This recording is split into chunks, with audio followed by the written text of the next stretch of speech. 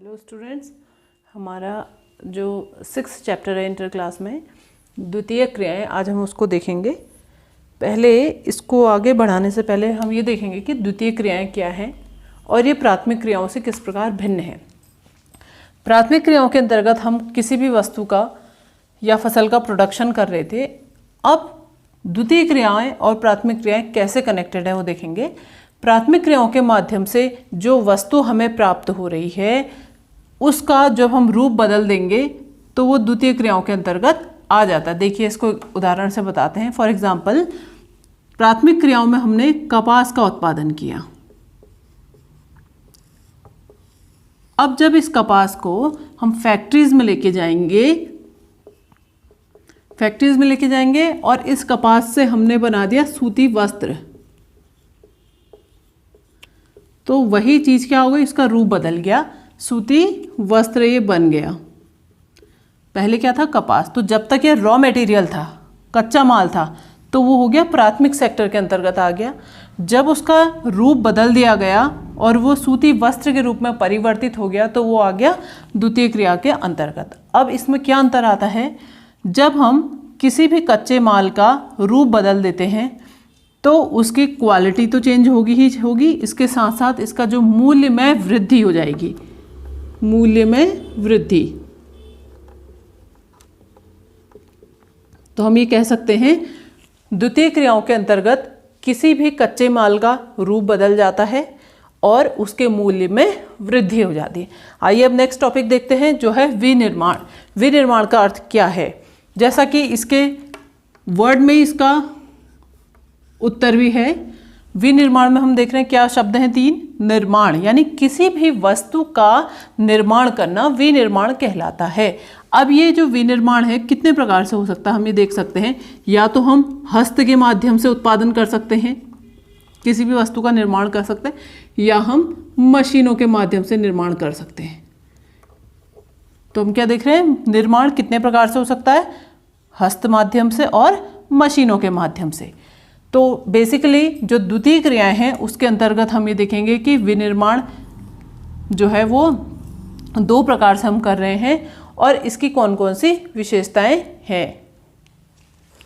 Next हम देख रहे हैं इसमें आगे आधुनिक बड़े पैमाने पे होने वाले विनिर्माण की विशेषताएं। जैसा भी आपको बताया मैंने कि विनिर्माण माने होता है किसी भी वस्तु का निर्माण करना।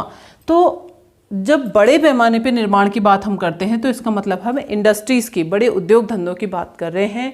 और उसमें जहाँ पे बड़े फैक्ट्रीज़ या इंडस्ट्रीज़ लगाई जाती हैं वहाँ पे कुछ विशेषताएं देखने को मिलती हैं। ये सारी उसकी विशेषताएं हैं जिसको एक एक करके हम डिस्कस करेंगे, जिसमें से फर्स्ट है कौशल का विशिष्टीकरण।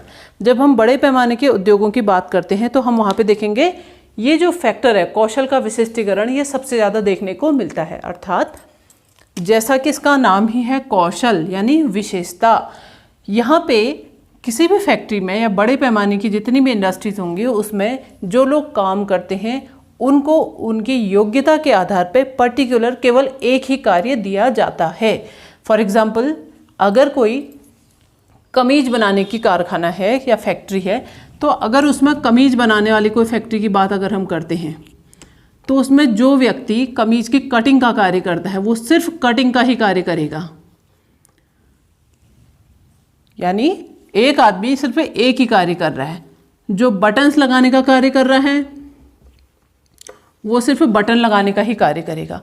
जो कॉलर सिलने का कार्य कर रहा है वो सिर्फ कॉलर सिलने का ही कार्य करेगा। ऐसा नहीं होगा कि एक ही व्यक्ति पूरी कमीज के कटिंग भी करेगा, बटन भी लगाएगा, ऐसा नहीं होगा। यानी क्या है, हर व्यक्ति को उसकी योग्यता के अनुसार केवल एक ही कार्य सौंपा जाता है बड़े पैमाने के उद्योगों में। सेकंड हम देखते हैं यंत्रीकरण। यंत्रीकरण का मीन्स होता है किसी भी चीज़ में या किसी भी कार्य में मशीन का प्रयोग करना या यंत्रों का प्रयोग करना। जैसा हमें मालूम है, बड़े पैमाने के अगर उद्योग होंगे तो उनका अपना एक टारगेट होगा, ज़्यादा वहाँ पे प्रोडक्शन कार्य किया जाएगा और ज़्यादा प्रोडक्शन कार्य करने के लिए व्यक्ति को बड़े बड़े मशीन की या इंफ्रास्ट्रक्चर की आवश्यकता होगी। कोई भी व्यक्ति मैन्युअली किसी भी कार्य को करने में बहुत ज़्यादा प्रोडक्शन नहीं कर सकता है। इसलिए क्या देखा जाता है, जिन जगहों पे बड़ी फैक्ट्री होती है वहाँ पे हमेशा मशीनों के द्वारा प्रोडक्शन कार्य किया जाता है और मशीनों का जो प्रयोग है उसे ही यंत्रीकरण कहा जाता है। नेक्स्ट है प्रौद्योगिकी नवाचार। इसमें जो वर्ड नवाचार है इससे हम सभी लोग भिज्ञ हैं, हम जानते हैं इसका अर्थ क्या है। फिर से रिवाइज करते हैं। प्रौद्योगिकी नवाचार का अर्थ ये होता है किसी भी कार्य में नवीन टेक्नोलॉजी का या नई विधियों का विकास करना। फॉर एग्जाम्पल, अगर कोई बड़ी फैक्ट्री की बात अगर हम करते हैं, वहाँ पे सपोज कोई एक फैक्ट्री में कोई मशीन है, जब तक हम उस मशीन को बार बार रिफाइन नहीं करेंगे, नई नई विधियों से उसको और ज़्यादा डेवलप नहीं करेंगे, तो प्रोडक्शन का कार्य जैसा पहले चला आ रहा था वो वैसा ही होगा। जैसे अगर कोई मशीन है, उसमें से किसी भी वस्तु की 100 यूनिट प्रोड्यूस हो रही है, जब तक हम उसमें कोई सुधार नहीं करेंगे वो केवल 100 जो हमारी यूनिट है उसका ही प्रोडक्शन करेगी, 100 से ज़्यादा नहीं हो सकती।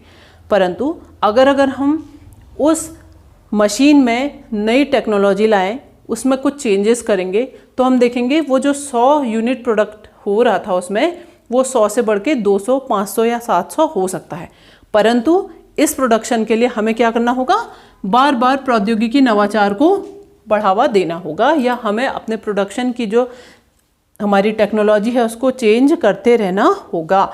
इसका टोटल ओवरऑल हम ये कह सकते हैं, प्रौद्योगिकी नवाचार का मतलब है उत्पादन को बढ़ावा देने के लिए हमेशा नई नई खोज करना, नई नई तकनीकी का विकास करना। नेक्स्ट है संगठनात्मक ढांचा। अब संगठनात्मक ढांचे को हम बड़े पैमाने के उद्योगों के आधार पर जब देखते हैं तो ये देखा जाता है कि जहाँ पे बड़े उद्योग धंधे होते हैं, उस उद्योग धंधे में जो उद्योग धंधे का आंतरिक स्ट्रक्चर होता है वो बड़ा जटिल होता है। जैसे वहाँ पे हम ये देखेंगे कि किसी भी बड़ी फैक्ट्री की बात अगर करें तो हम ये देखेंगे वहाँ पे एक तो बहुत बड़ा प्रशासनिक वर्ग वहाँ पे होगा, वहाँ पे बहुत ज़्यादा पूंजी की आवश्यकता हमें पड़ती है, बहुत बड़े बड़े संगठन होंगे, एक व्यक्ति मैनेजर होगा, कुछ उसमें श्रमिक होंगे। तो इस प्रकार से एक बहुत ही ज़्यादा एक जटिल उसका स्ट्रक्चर होगा। यानी बड़े पैमाने बड़े जो उद्योग होते हैं उसमें क्या होता है, हमें विभिन्न प्रकार के जटिल ढांचे देखने को मिलते हैं आंतरिक रूप से, जो आपस में मिलकर प्रोडक्शन को हमेशा बढ़ाने का कार्य करते हैं। लास्ट है इसमें अनियमित भौगोलिक वितरण। अनियमित मीन्स ये है कि जो बड़े पैमाने के उद्योग होते हैं वो पूरे विश्व में सभी जगह पे देखने को नहीं मिलते हैं। विश्व के कई भाग ऐसे होंगे जो कि बड़े पैमाने के उद्योगों के लिए प्रसिद्ध होंगे या बड़ी विनिर्माण की इकाइयां कहलाते होंगे। कई क्षेत्र ऐसे होते हैं जो बड़े पैमाने के उद्योगों के लिए बहुत ज़्यादा उपयुक्त नहीं होते हैं। आगे की जो हमारा टॉपिक है उसमें हम ये देखेंगे कि जो बड़े पैमाने के उद्योग होते हैं वो कुछ निश्चित क्षेत्र में ही क्यों डेवलप होते हैं, कई क्षेत्र सारी जगह पे वो चीज़ें क्यों नहीं डेवलप होती हैं। आइए अब हम अपना नेक्स्ट टॉपिक देखेंगे जिससे हमें पता चल जाएगा कि जो हमारे उद्योग धंधे हैं वो सर्वत्र क्यों नहीं एक से होते हैं। अगला है उद्योगों को प्रभावित करने वाले प्रमुख कारण, जिसमें पहला है आपका बाजार तक अभिगम्यता। फैक्ट्री में या इंडस्ट्री में निर्मित सामान को बेचने के लिए हमें बाजार की आवश्यकता होती है। जिन देशों में विकसित बाजार देखने को मिलते हैं वही जो देश होंगे वो उद्योगों को भी अपनी ओर आकर्षित करते हैं। अगर हमारे पास उपयुक्त बाजार नहीं होगा तो हम किसी भी वस्तु के द्वारा लाभ प्राप्त नहीं कर सकते और ना ही हम व्यक्तियों की आवश्यकता की पूर्ति कर सकते हैं। इसलिए उद्योगों को प्रभावित करने में बाजार एक अत्यंत महत्वपूर्ण कारक है। नेक्स्ट है कच्चे माल की प्राप्ति तक अभिगम्यता। किसी भी उद्योग को निर्मित करने के लिए हमें मालूम है कि कच्चे माल की आवश्यकता होती है और कच्चा माल जिन क्षेत्रों में बहुत आसानी से उपलब्ध हो जाए वहाँ पे उद्योगों को इस्टेब्लिश करने में बहुत सरलता होती है। लेकिन कई उद्योगों के लिए कच्चा माल जो होता है वो भार में ह्रास वाला होता है, अर्थात जैसे ही हमने प्रोडक्शन किया किसी वस्तु का खेतों में तो वो तुरंत उसका भार या उसकी क्वालिटी समाप्त होने लगती है। जैसे बात करें अगर हम चीनी उद्योग की, तो जब हम गन्ने का प्रोडक्शन करते हैं तो जैसे ही हमने गन्ने को काटा उसकी जो मिठास होती है या उसका जो रस होता है वो घटना शुरू हो जाता है। इसलिए हम ये देखते हैं कि जो चीनी उद्योग होता है वो अधिकतर गन्ने के जो खेत होते हैं उसके आसपास ही लगाए जाते हैं। कारण सिर्फ यही है कि कुछ वस्तुओं के लिए कच्चा माल ऐसा होता है जो तुरंत समाप्त या खराब होना शुरू हो जाता है। सेम चीज़ हम दुग्ध व्यवसाय के लिए भी देखते हैं। अतः हम ये कह सकते हैं कि जो कच्चा माल होता है वो किसी भी उद्योग को बहुत अधिक प्रभावित करता है। नेक्स्ट है इसमें श्रम पूर्ति तक अभिगम्यता। अब जैसे कि हमें मालूम है ये बड़े उद्योगों की बात हो रही है, तो बड़े उद्योगों में कच्चे माल को लाने के लिए, निर्मित माल को बाजार तक पहुंचाने के लिए या मशीनों को चलाने के लिए हमें व्यक्तियों की या श्रमिकों की आवश्यकता होती है। अतः जिन क्षेत्रों की जनसंख्या ज़्यादा होती है और जहां बहुत इजीली श्रमिक प्राप्त हो जाते हैं, ऐसे क्षेत्रों में उद्योग जो होते हैं वो विकसित होने लगते हैं। इसमें शक्ति के साधनों तक अभिगम्यता, जो उद्योग हैं उसकी जितनी भी बड़ी मशीनें हैं उन मशीनों को चलाने के लिए हमें प्रायः बिजली की आवश्यकता होती है। तो कई क्षेत्र ऐसे होते हैं या कई राज्य या कई देश ऐसे होते हैं जो सस्ती बिजली प्रोवाइड कराते हैं ताकि उनके क्षेत्रों में उद्योगों का विकास हो सके, अपने क्षेत्र का वो विकास कर सके। तो प्रायः जहाँ पे शक्ति के साधन बहुत ईजिली अवेलेबल होंगे वहाँ पे प्रायः बड़े उद्योग धंधे विकसित होने लगते हैं। इसके अलावा हम ये देखते हैं कि जिन क्षेत्रों में कोयला भी एक शक्ति का साधन है, या खनिज तेल या पेट्रोलियम भी एक शक्ति का साधन है, जहाँ पे ये शक्ति के साधन इजीली अवेलेबल होंगे, वो क्षेत्र भी उद्योगों को अपनी ओर आकर्षित करते हैं। नेक्स्ट है इसमें परिवहन व संचार की अभिगम्यता। अब देखिए, बड़े उद्योगों में या बड़ी फैक्ट्रीज में जो सामान उत्पन्न हो गया है उसको बाजार पहुँचाने के लिए या खेतों से कच्चे माल को फैक्ट्री के अंदर लाने के लिए हमें प्रायः परिवहन के साधनों की अत्यंत आवश्यकता होती है। अतः हम ये देखेंगे कि प्रायः उद्योग जो होते हैं वो ऐसे क्षेत्रों में विकसित होते हैं जहाँ सड़कों का जाल बहुत अच्छा होता है, या जहाँ पे रेल सुविधाएं हैं, या जहाँ पे आवागमन के लिए बहुत उपयुक्त संचार या परिवहन के साधन पर्याप्त हैं। इन क्षेत्रों में उद्योगों का विकास होने लगता है। नेक्स्ट है इसमें, नेक्स्ट एंड लास्ट, सरकारी नीति। कई क्षेत्रों में या कई देशों में जो गवर्नमेंट है वो उद्योगों को विकसित करने वाली नीतियां बनाती है। वो प्रायः जो उद्योगपति हैं उनको कुछ सुविधाएं मुहैया कराती हैं जिसके माध्यम से उद्योगपति उनके क्षेत्र में उद्योगों को विकसित कर सके।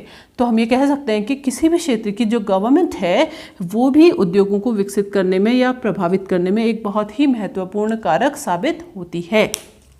नेक्स्ट हमारा टॉपिक है जो वो है स्वच्छंद उद्योग। स्वच्छंद उद्योग को एक अन्य नाम से भी जाना जाता है, वो है फुटलूज उद्योग। बेसिकली हमने देखा था जो बड़े पैमाने के उद्योग हैं उनको ये सभी कारक प्रभावित करते हैं, परंतु स्वच्छंद, जैसा कि इसका नाम है, स्वच्छंद माने फ्री या किसी भी बंधन से या किसी भी कारक से मुक्त उद्योग, अर्थात वह उद्योग जिनको न तो कच्चा माल, न बाजार, शक्ति के साधन और न ही श्रमिक बहुत अधिक प्रभावित करें, वो उद्योग कहलाते हैं स्वच्छंद उद्योग। इस स्वच्छंद उद्योग को प्रभावित करने वाला एक ही कारक सबसे अधिक महत्वपूर्ण है, वो है यातायात के साधन। अर्थात इन स्वच्छंद उद्योगों की स्थापना मुख्य रूप से सड़कों के द्वारा प्रभावित होती है। जिन क्षेत्रों में सड़कों का जाल बहुत अधिक विकसित होता है वहाँ पे ये स्वच्छंद उद्योग विकसित होने लगते हैं। अब आइए देखते हैं इसकी विशेषताएं। ये जो स्वच्छंद उद्योग है वो किसी कच्चे माल पे निर्भर नहीं करता, बल्कि यह संगठक या पुर्जों पर निर्भर करता है। जो भी संगठक या पुर्जे उनको प्राप्त होते हैं उसी पे ये उद्योग विकसित होने लग जाता है। अब हमने देखा जो बड़े पैमाने के उद्योग होते हैं उसमें प्रोडक्शन बहुत ज़्यादा होता है। इसकी के ठीक रिवर्स स्वच्छंद उद्योग में जो प्रोडक्शन होता है वो बहुत ही कम होता है। कम प्रोडक्शन के लिए प्रायः श्रमिक भी बहुत कम आवश्यक होते हैं। तो इसमें श्रमिकों की जो संख्या होगी या जो हमें आवश्यकता होगी बहुत कम होती है। अब ये जो उद्योग हैं इनकी सबसे बड़ी विशेषता ये है कि पर्यावरण को बहुत कम प्रदूषित करते हैं। स्वच्छंद उद्योग के उदाहरणों की अगर हम बात करें तो इसमें डायमंड्स इंडस्ट्रीज़ आती हैं और कंप्यूटर की चिप्स बनाने की इंडस्ट्री आती है और मोबाइल मैन्युफैक्चरिंग जो कंपनी है वो इसके अंतर्गत शामिल की जाती हैं।